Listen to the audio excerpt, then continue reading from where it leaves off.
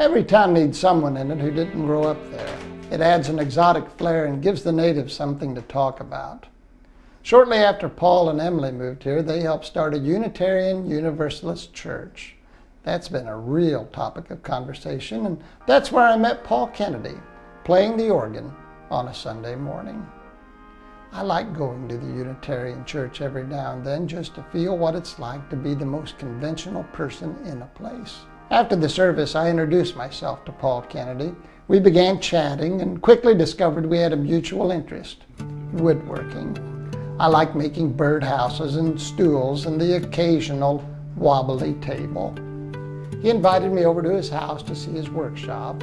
We woodworkers like nothing more than seeing someone else's workshop, so I went over that very afternoon. He greeted me at his front door and welcomed me into their home. There were 3 beautiful harpsichords in the front room. It had been a while since I'd seen even one harpsichord in a living room. I thought to myself, the Kennedys must really like harpsichords. Nice harpsichords, I said. Thank you. His dog, Jane, wandered into the room. Any woodworker worth its salt has a dog, so we discussed dogs for a bit, scratched Jane behind her ears. Then Paul took me out to his woodworking shop in their garage. I looked around for the birdhouses and stools he'd built, but didn't see any. So can I see something you built? We woodworkers like nothing more than to show off something we built. We always try to be appropriately modest and act as if what we've done is no big deal, but we're very proud of our work, even if it's wobbly. You already have. Harpsichords. 60 of them, it turns out, since 1959, when his wife was pregnant with their daughter and Paul needed a hobby. There are, as it turns out, a dozen or so master harpsichord builders in America. All of them are full-time professionals who eat, sleep, and breathe harpsichords. But very few of them, experts agree, make a finer harpsichord than Paul Kennedy, who does it as a hobby. It helps to remember that hobbyists do something because they love doing it, while professionals do something to make money.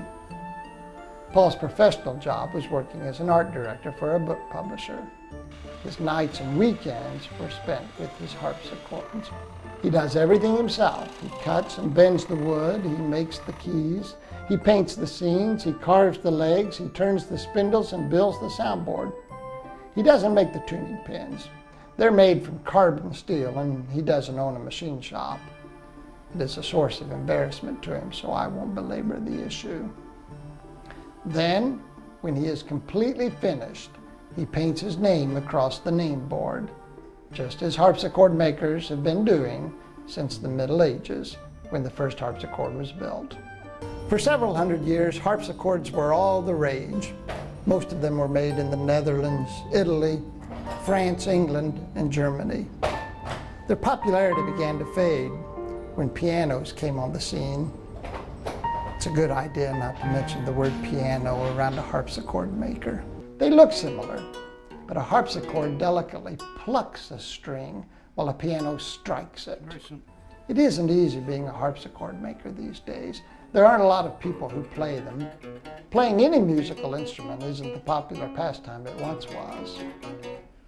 These days, if you want a good harpsichord, you no longer go to Europe. You come to Paul Kennedy in Danville, Indiana.